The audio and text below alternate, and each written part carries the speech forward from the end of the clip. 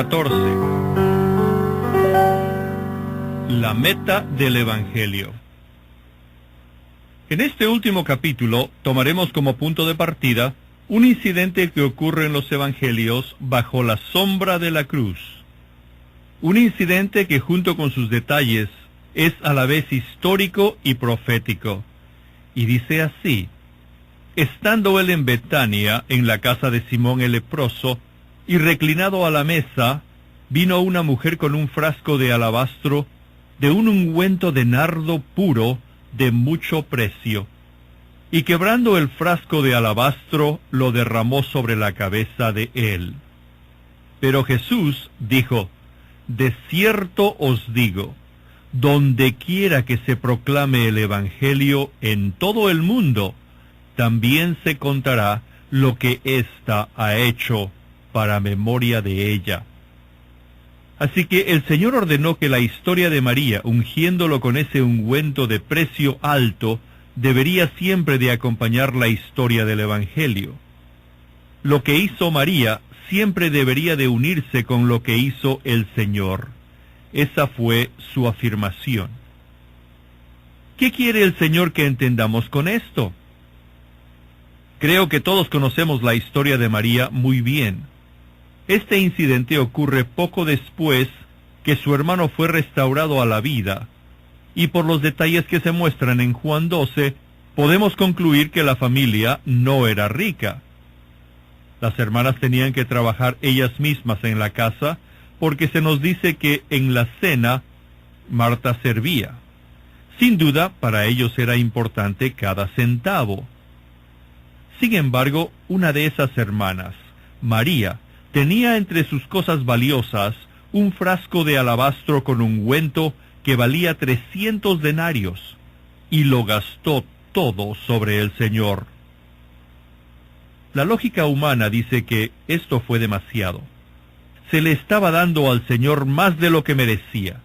Por eso Judas tomó la delantera y los demás discípulos le siguieron, quejándose que lo que hizo María fue un desperdicio.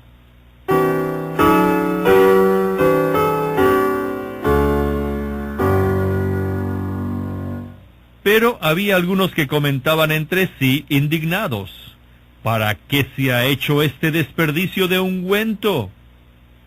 Porque este ungüento podía haberse vendido por más de 300 denarios y haberse dado a los pobres. Y se enfurecieron contra ella. Estas palabras nos llevan a lo que creo que el Señor quiere que consideremos juntos, o sea, lo que significa la pequeña palabra desperdicio. ¿Qué es el desperdicio? Una de las cosas que significa es dar más de lo que es necesario. Si es suficiente dar 10 centavos, pero se da $1, esto es un desperdicio. Si se necesitan dar 2 gramos, pero se da 1 kilo, es un desperdicio. Si se necesitan 3 días para acabar una tarea y se usan 5 o una semana, es un desperdicio. El desperdicio significa que se da demasiado por algo que es muy poco. Si alguien está recibiendo más de lo que se merece, entonces eso es un desperdicio. Pero recuerde que estamos tratando con algo que el Señor dijo debe de acompañar al Evangelio donde quiera que se proclame. ¿Por qué? Porque quiere que la predicación del Evangelio resulte en algo similar a lo que hizo María, a saber, que la gente debe de venir a Él y desperdiciarse sobre Él. Este es el resultado que está buscando. Debemos de considerar este asunto de desperdiciarse sobre el Señor desde 2 puntos de vista: el de Judas y el de los otros discípulos. Consideraremos estas 2 versiones al mismo tiempo. Todos los 12 consideraron que fue un desperdicio. Para Judas, quien nunca llamó a Jesús Señor, todo lo que se derramaba sobre el Señor era un desperdicio. No solo el ungüento era un desperdicio, sino aún el agua hubiera sido un desperdicio. Aquí Judas representa al mundo. El mundo evalúa el servicio al Señor, y nuestra entrega a ese servicio como un desperdicio total. Jesús nunca fue querido en el mundo, ni ha tenido cabida en su corazón, así que cualquier cosa que se le dé es un desperdicio. Muchos dicen, le iría muy bien en el mundo a fulano si no fuera un cristiano. Si un hombre tiene algún talento o habilidad natural, a los ojos del mundo consideran que es una vergüenza que sirva al Señor. Piensan que tales personas son demasiado buenas para el Señor. Dicen, ¡qué desperdicio de una vida tan útil! Permítanme hacer mención de algo personal. En 1929, regresé de Shanghái a mi pueblo natal de Fuzhou. Un día estaba caminando por la calle con un bastón, estando muy débil y de mala salud, cuando me encontré con uno de mis profesores de la universidad. Me llevó a tomar té y nos sentamos. Me miró de pies a cabeza y dijo, «Mira, durante tus días en la universidad pensamos mucho de ti y teníamos la esperanza de que ibas a lograr algo grande.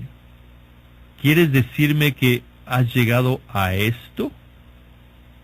Me miró con ojos penetrantes y me hizo esa pregunta tan difícil. Tengo que confesar que al escuchar esto, mi primera reacción fue que quería llorar.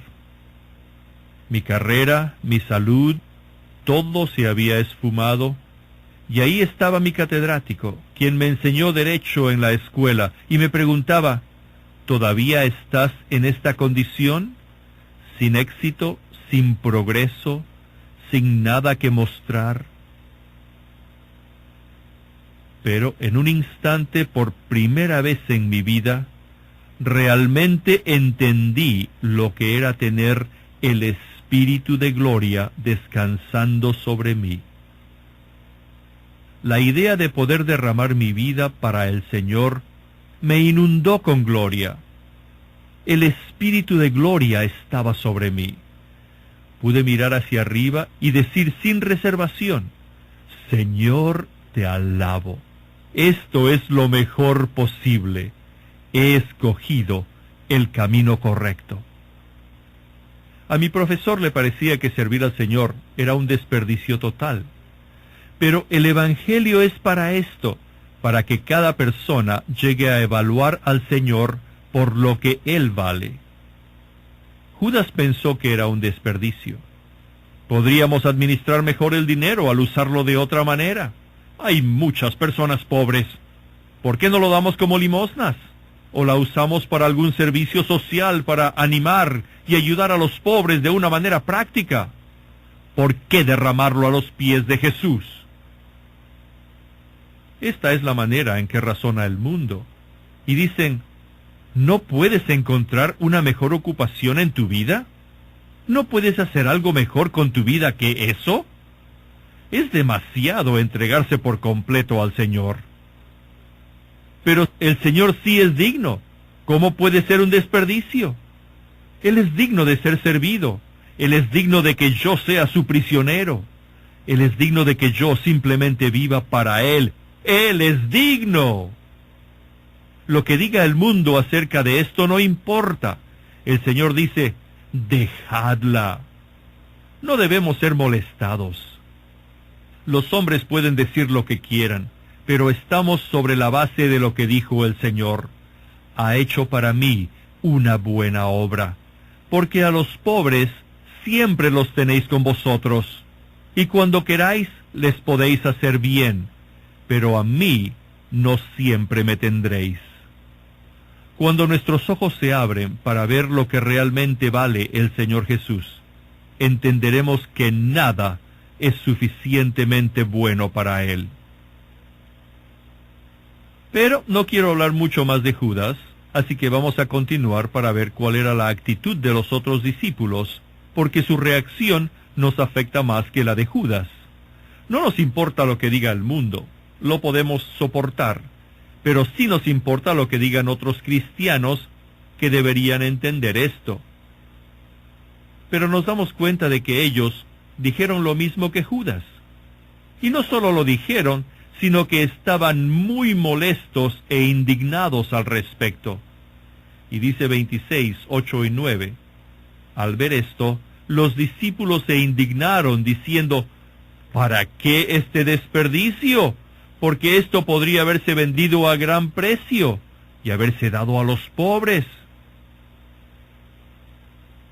Sabemos que muchos cristianos tienen la actitud que dice, obtén lo más que puedas por lo menos que te sea posible. Pero aquí se trata de algo más profundo. Permítame hacer una ilustración. ¿Alguien le ha dicho que está desperdiciando su vida al estar callado y no hacer nada? Ellos dicen, aquí hay personas que deberían de hacer este trabajo o este otro. Pueden ser útiles para este grupo de personas o para este otro. ¿Por qué no están más activos? Al decir esto, ellos están pensando en el uso, y según la manera que piensan, todo debe ser utilizado por completo. Hay otros que se preocupan mucho con algunos amados siervos del Señor, que aparentemente no están haciendo lo suficiente. Piensan que podrían hacer mucho más si tuvieran acceso a ciertos círculos de prominencia o si disfrutasen de más aceptación. Así serían mucho más útiles. Ya les he hablado de una hermana que conocí por mucho tiempo y que creo que es la persona que más me ha ayudado.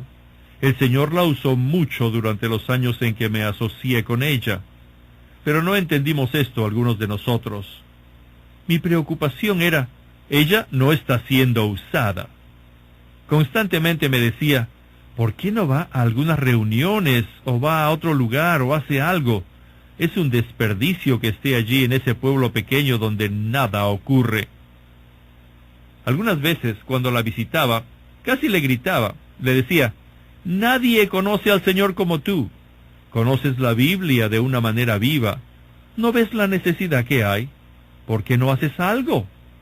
Quedarse aquí sentado y no hacer nada es un desperdicio de tiempo, de energía, de dinero, de todo. Pero no, hermanos, esto no es lo principal con el Señor. Ciertamente Él quiere usarnos. No estoy predicando la inactividad, ni busco justificar una actitud de complacencia a las necesidades del mundo. Como lo dice el Señor, donde quiera que se proclame este Evangelio en todo el mundo. Es un asunto de énfasis.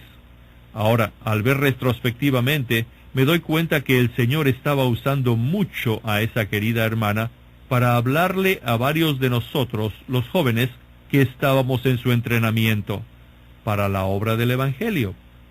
No puedo agradecerle lo suficiente al Señor por ella y por la influencia de su vida en mí. Entonces, ¿cuál es el secreto? Seguramente que al aprobar lo que hizo María en Betania, el Señor Jesús estaba estableciendo una base para todo servicio, que uno debe derramar todo lo que tiene, aun su mismo ser, al Señor. Y si eso es lo único que Él permite hacer, con eso es suficiente. No se trata de ayudar primero a los pobres, eso vendrá después, pero lo principal es, ¿está satisfecho el Señor? Puede haber muchas reuniones en donde hablemos, muchas conferencias en donde ministremos, muchas campañas evangélicas en donde participemos. No es un asunto de lo que no podamos hacer. Podemos laborar y ser completamente útiles, pero al Señor no le importan tanto nuestras incesantes actividades en su obra. Ese no es su objetivo primordial. El servicio del Señor no se mide con resultados tangibles. No, amigos, lo que le importa al Señor primero es que estemos a sus pies y que unjamos su cabeza. Lo que tengamos, lo que sea nuestro frasco de alabastro, lo más precioso, lo que más valuamos en el mundo, todo esto lo entregamos al Señor porque es el fluir de una vida que sale de nosotros y que se produce por la cruz. Para aquellos que no entienden, parece un desperdicio, pero eso es lo que más busca el Señor. Frecuentemente lo que le damos es un servicio incansable, pero Él se da el derecho de suspender ese servicio por un tiempo para que nos demos cuenta si es el servicio el que nos posee o es el Señor mismo.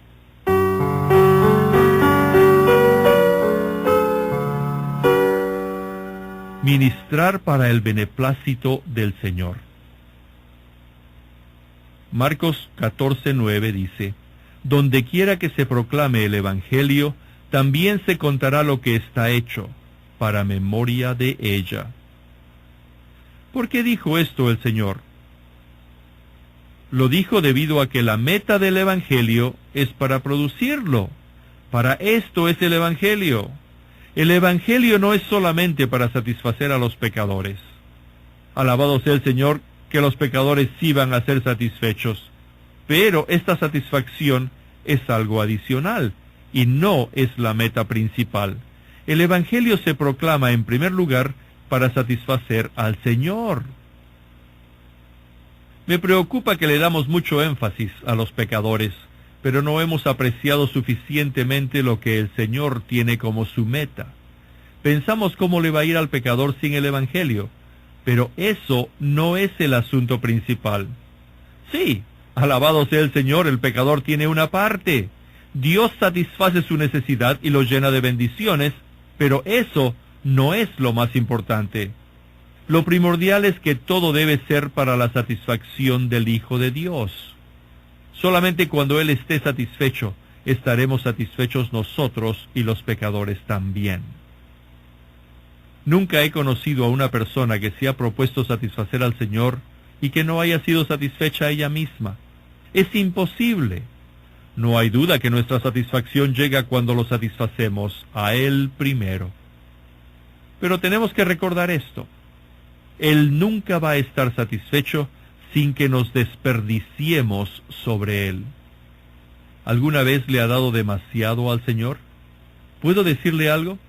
Una lección que algunos de nosotros hemos aprendido es esta, que en el servicio divino, el principio del desperdicio es el principio del poder. El principio que determina la utilidad es el principio del desperdicio. La verdadera utilidad en las manos de Dios se mide con el desperdicio.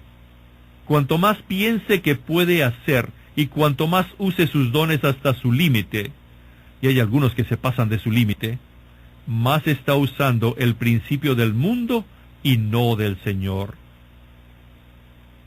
Los caminos de Dios para con nosotros están diseñados para establecer en nosotros el otro principio, a saber, que nuestra obra para Él surge de ministrarle nosotros a Él. No quiero decir que no vamos a hacer nada, pero lo más importante para nosotros debe ser el Señor mismo y no su obra. Ahora, hablemos de asuntos prácticos.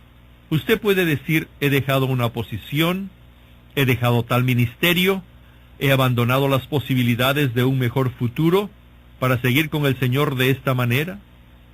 Ahora le trato de servir. A veces parece que el Señor me escucha y a veces me deja esperando una respuesta. A veces me usa y a veces parece que se olvida de mí. Cuando ocurre esto, me comparo con otros que están en una organización grande. Él también tenía un futuro brillante, pero no lo abandonó.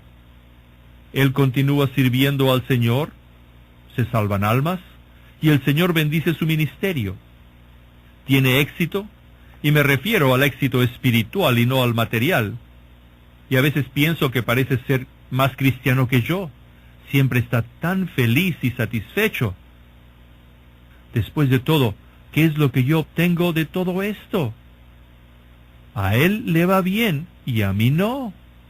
Nunca ha tomado este camino, pero tiene muchas cosas que los cristianos de hoy en día consideran como prosperidad espiritual, pero a mí me vienen todo tipo de complicaciones. ¿Qué es lo que significa todo esto? ¿Estoy desperdiciando mi vida? ¿Realmente me he entregado demasiado? Allí está su problema. Piensa que si hubiera hecho lo que hizo este otro hermano, es decir, consagrarse solo lo suficiente para recibir la bendición, pero no para tener los problemas, solo lo suficiente para que el Señor lo use, pero no para que el Señor lo calle. ¿Piensa que todo estaría bien? ¿Pero sería así? Usted sabe muy bien que no es así. Deje de mirar a ese otro hombre. Mire al Señor y pregúntese otra vez qué es lo que Él valora.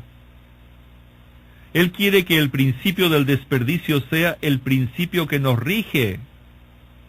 El Señor dijo de María, ha hecho en mí. Dios verdaderamente se satisface cuando realmente nos estamos desperdiciando sobre Él. Parece que estamos dando demasiado y no recibiendo nada, y este es el secreto para agradar a Dios. Oh amigos, ¿qué estamos buscando? ¿Estamos buscando el uso como lo hicieron los discípulos? Querían aprovechar el último centavo de estos 300 denarios. Todo el asunto se trataba de la utilidad a Dios de una manera que se pudiera medir y escribir. Pero el Señor espera a que digamos, Señor, no me importa eso. Si solo te puedo agradar a ti, eso es suficiente.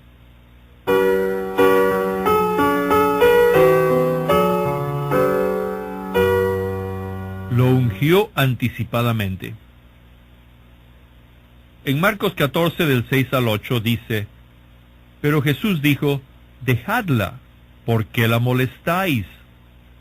Ha hecho en mí una buena obra. Porque a los pobres siempre los tenéis con vosotros, y cuando queráis les podéis hacer bien, pero a mí no siempre me tendréis. Esta ha hecho lo que ha podido. Se ha anticipado a ungir mi cuerpo para la sepultura. En estos versículos, el Señor introduce el elemento del tiempo con la palabra anticipado. Y esto tiene una aplicación nueva ahora porque es de igual importancia para nosotros como lo era para ella en aquel entonces. Todos sabemos que en la era venidera se nos llamará a hacer una obra mayor y no a estar sin hacer nada. Como está escrito, bien, esclavo bueno y fiel, sobre poco has sido fiel, sobre mucho te pondré. Entra en el gozo de tu Señor. Sí, habrá una obra mayor porque la obra de la casa de Dios continuará, tal y como en la historia se continuó con el cuidado de los pobres. Los pobres siempre estarían con ellos, pero no siempre tendrían al Señor. María tenía que derramar el ungüento por anticipado, o no tendría la oportunidad de hacerlo más tarde. Creo que en ese día todos amaremos al Señor como nunca lo hemos hecho, pero será una mayor bendición para aquellos que han derramado todo sobre el Señor. Cuando le veamos cara a cara, estoy seguro de que todos quebraremos y derramaremos nuestro todo para Él. Pero, ¿qué tal hoy? ¿Qué estamos haciendo hoy? Después de varios días que María quebró el frasco de alabastro y derramó el ungüento en la cabeza del Señor, había un grupo de mujeres que fueron temprano en la mañana para ungir el cuerpo del Señor. ¿Y lo lograron? ¡No! ¿Lograron su meta ese primer día de la semana? ¡No! Solo hubo una persona que tuvo éxito en ungir al Señor, y fue María, porque se anticipó a ungirlo. Los otros no lo hicieron porque había resucitado. Ahora, quiero sugerir que de igual manera, el asunto del tiempo es muy importante para nosotros, y la pregunta más importante es, ¿qué le estoy haciendo al Señor hoy? ¿Se nos han abierto los ojos para ver la preciosidad de aquel que estamos sirviendo?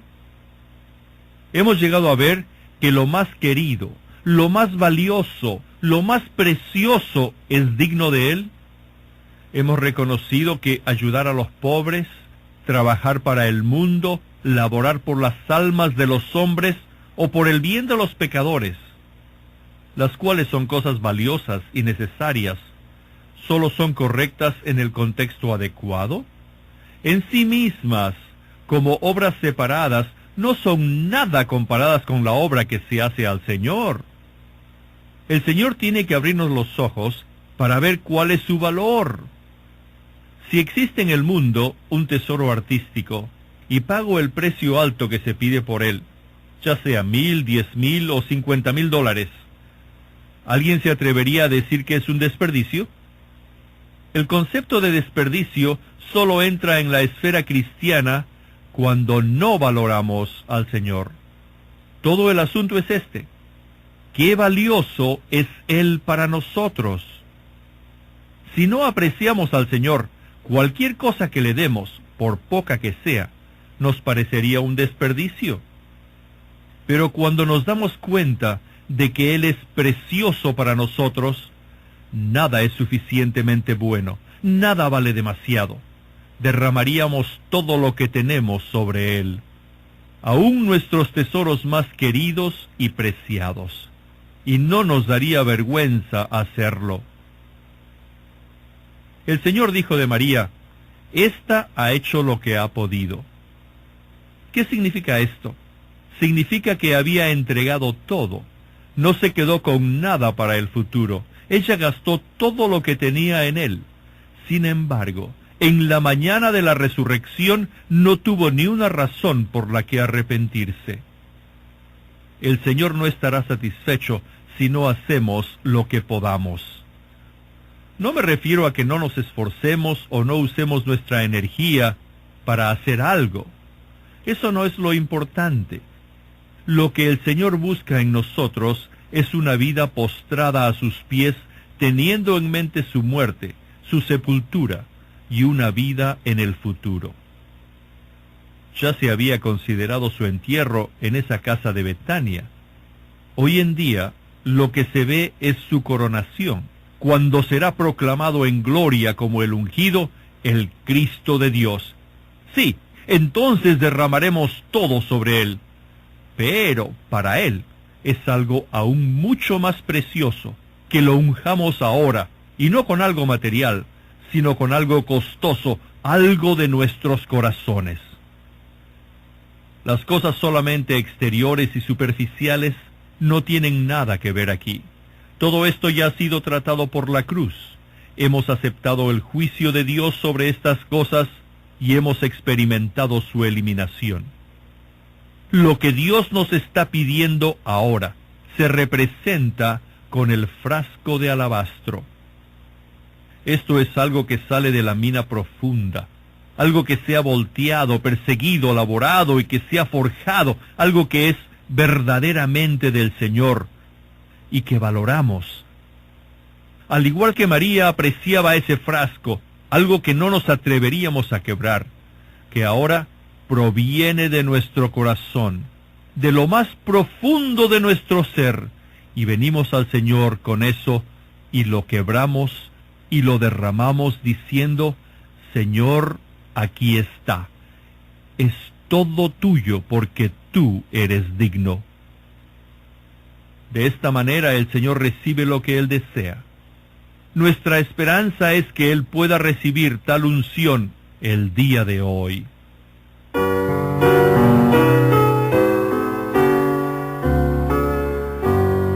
La fragancia. Juan 12:3 dice: y la casa se llenó del olor del ungüento. La casa se llenó del olor más dulce cuando se quebró ese frasco y se ungió al Señor Jesús. Todos pudieron olerlo y nadie pudo evadirlo.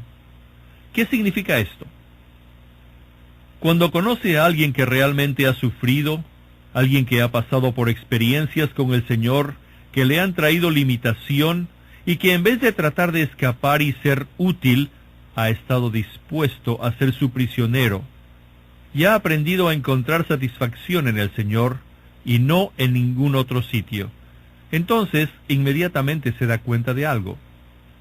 Su sentido espiritual inmediatamente detecta un aroma dulce de Cristo. Algo ha sido destruido y quebrantado en esa vida, así que puede oler la fragancia, El olor que llenó la casa en Betania en aquel día, todavía llena a la iglesia hoy.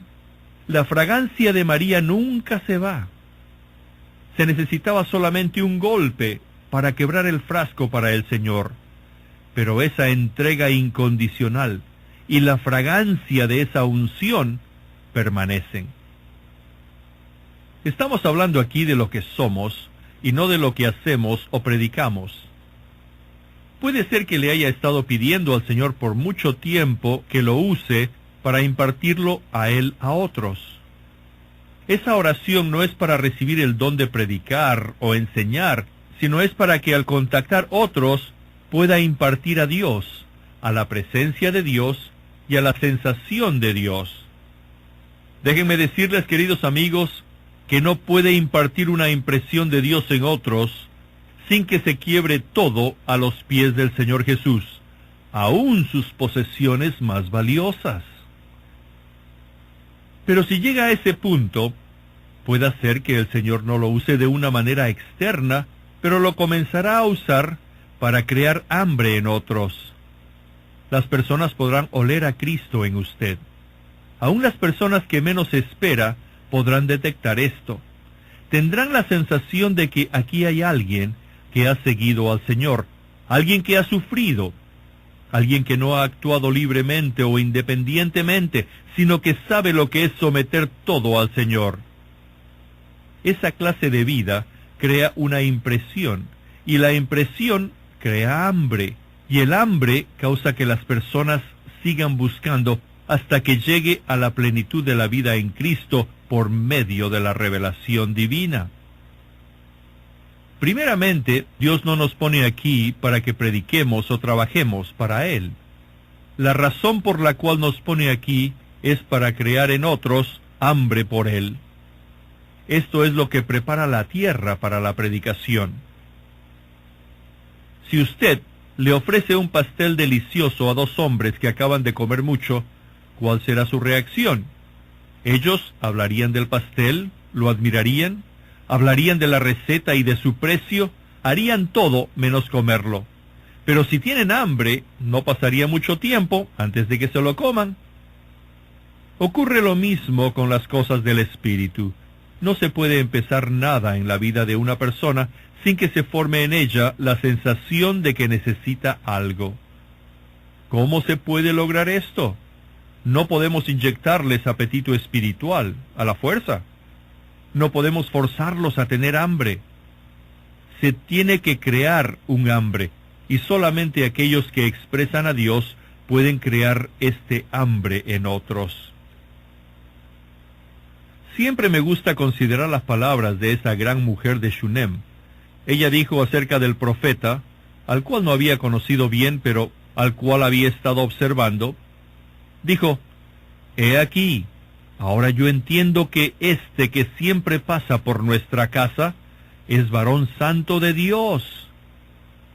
Lo que impartió esa impresión no fue lo que Eliseo dijo o hizo, sino lo que él mismo era. Simplemente al pasar por allí, ella podía detectar algo, ella podía ver. ¿Cuál es la sensación que la gente obtiene de nosotros? Podemos dejar todo tipo de impresiones. Podemos dejar la impresión de que somos inteligentes, dotados, que somos esto o lo otro, pero no damos la impresión que Eliseo dejó. Esa fue una impresión de Dios mismo. La manera en que influenciamos a otros gira en torno a una cosa: la operación de la cruz en nosotros con relación al beneplácito del corazón de Dios. Esto requiere que yo busque cómo agradarle, que busque cómo satisfacerlo solamente a Él, sin que me importe el precio que tenga que pagar. La hermana de la cual les he hablado ya antes estaba en una situación muy difícil que le estaba costando todo. Yo estaba con ella en ese momento y nos arrodillamos a orar con lágrimas en los ojos. Y mirando hacia arriba, dijo: «Señor, estoy dispuesta a romper mi corazón para que pueda satisfacer el tuyo». Hablar de que se nos rompe el corazón puede ser meramente un sentimiento romántico para algunos de nosotros, pero en esa situación, para ella era algo real. Debe de haber algo en nosotros que nos haga que estemos dispuestos a ceder, a ser quebrantados y a derramar todo sobre Él. Esto libera la fragancia de Cristo, la cual causa que otros se den cuenta de su propia necesidad, motivándolos a conocer al Señor. Yo siento que esto es el centro de todo. El Evangelio tiene la meta de producir en nosotros, los pecadores, una condición que satisfará el corazón de Dios. Para que Él obtenga esto, debemos ir a Él con todo lo que tenemos y con todo lo que somos, aun con las cosas más queridas en nuestra experiencia espiritual, y decirle: Señor, estoy dispuesto a dejar todo esto por ti, no solamente para tu obra o para tus hijos, ni para ninguna otra cosa, sino total y solamente para ti. Oh, el ser desperdiciado. Es una bendición ser desperdiciados en el Señor. Muchos que se han destacado en el mundo cristiano no conocen nada de esto. Muchos de nosotros hemos sido usados por completo, diría aún demasiado, pero no conocemos lo que significa desperdiciarse en Dios. Nos gusta estar muy activos, correteando todo el tiempo, pero el Señor a veces prefiere ponernos en una prisión. Nosotros pensamos en viajes apostólicos, pero Dios se atreve a encadenar a sus embajadores más importantes. Mas a Dios gracias, el cual nos lleva siempre en triunfo en el Cristo, y por medio de nosotros manifiesta en todo lugar el olor de su conocimiento. Y la casa se llenó del olor del ungüento. Que el Señor nos otorgue la gracia para aprender cómo agradarle. Cuando ésta sea nuestra meta suprema, al igual que Pablo, en 2 de Corintios 5, el Evangelio habrá logrado su objetivo.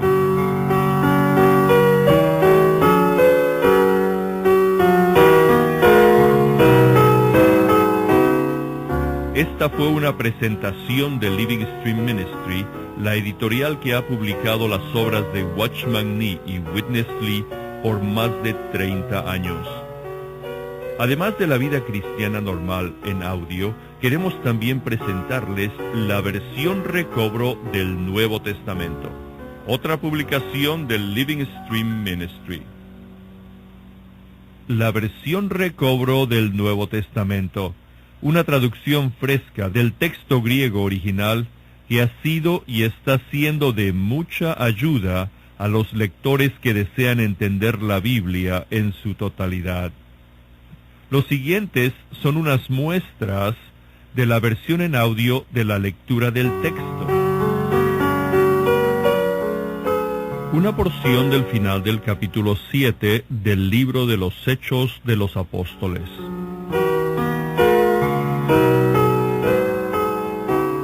Oyendo estas cosas, se enfurecían en sus corazones y crujían los dientes contra él. Pero él, lleno del Espíritu Santo, puestos los ojos en el cielo, vio la gloria de Dios y a Jesús que estaba a la diestra de Dios. Y dijo: He aquí, veo los cielos abiertos y al Hijo del Hombre de pie a la diestra de Dios. Pero ellos, dando grandes voces, se taparon los oídos y arremetieron a una contra él, y echándole fuera de la ciudad, le apedrearon, y los testigos pusieron sus ropas a los pies de un joven que se llamaba Saulo, y apedreaban a Esteban, mientras él invocaba al Señor y decía: Señor Jesús, recibe mi espíritu. Y puesto de rodillas, clamó a gran voz: Señor, no les tomes en cuenta este pecado. Y habiendo dicho esto, durmió.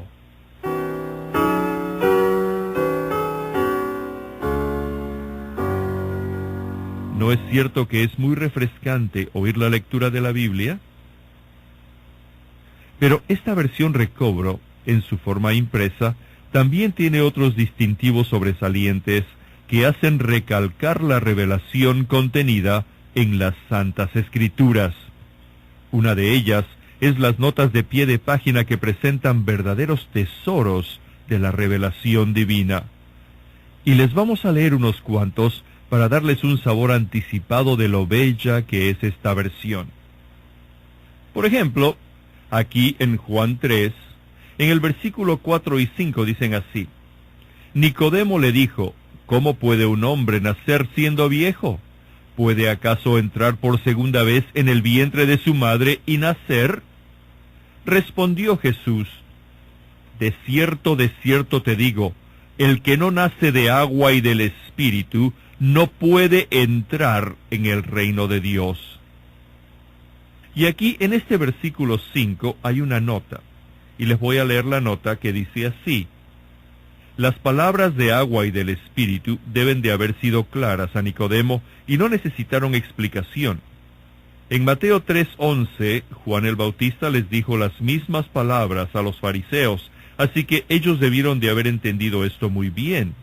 Ahora, Nicodemo, un fariseo, estaba conversando con el Señor, y el Señor le dijo estas palabras conocidas. El agua era el concepto central del ministerio de Juan el Bautista, esto es, poner fin al hombre de la antigua creación. El Espíritu es el concepto central del ministerio de Jesús, esto es, hacer germinar al hombre en la nueva creación.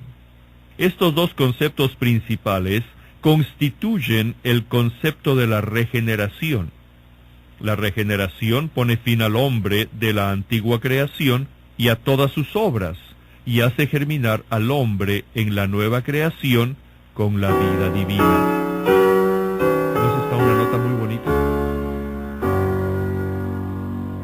Juan 3:15 y 16, que dicen así: para que todo aquel que en él crea tenga vida eterna.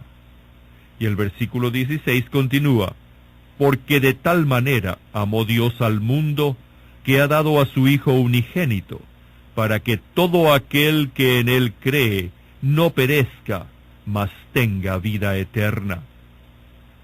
En el versículo 15, cuando habla de la vida eterna, la nota dice: esta es la vida divina e increada de Dios, la cual no solamente es perpetua con respecto al tiempo, sino también eterna y divina en naturaleza.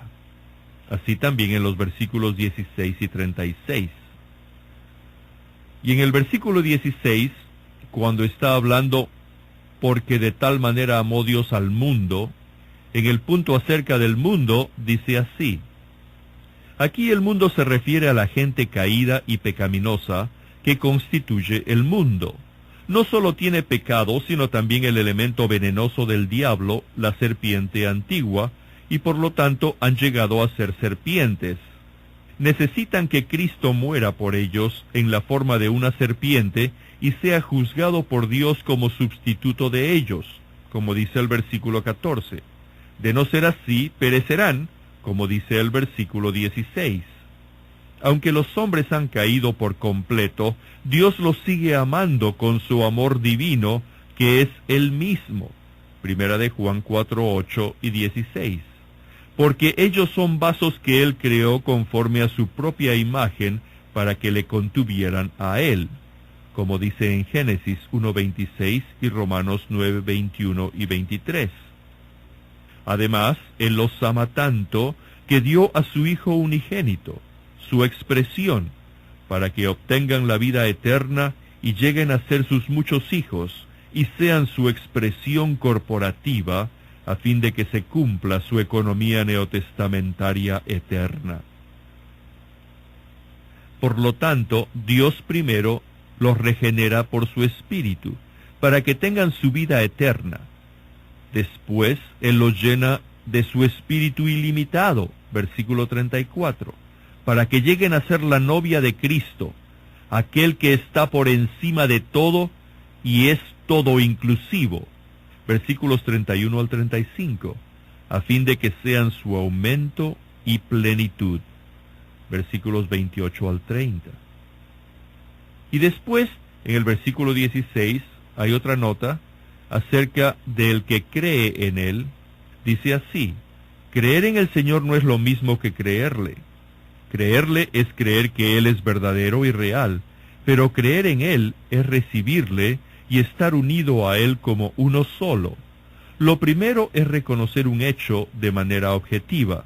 Lo último es recibir una vida subjetivamente. Así que les recomendamos el Nuevo Testamento versión recobro como una obra que ha sido traducida directamente del griego original, que tiene bosquejo para cada libro en el que se expresa el significado espiritual de cada libro. Tiene más de 9,000 extensas anotaciones que subrayan la revelación de la verdad, la luz espiritual y la provisión de vida. Tiene más de 13,000 citas afines, que unen no solo los versículos similares en su lenguaje, sino también pasajes cuya revelación espiritual concuerda. Tiene diagramas de verdades importantes y mapas de las tierras del Nuevo Testamento. Es una Biblia para aquellos que desean conocer la Biblia. Así que esta es la versión recobro del Nuevo Testamento, y lo pueden adquirir en su librería cristiana o llamando al Living Stream Ministry.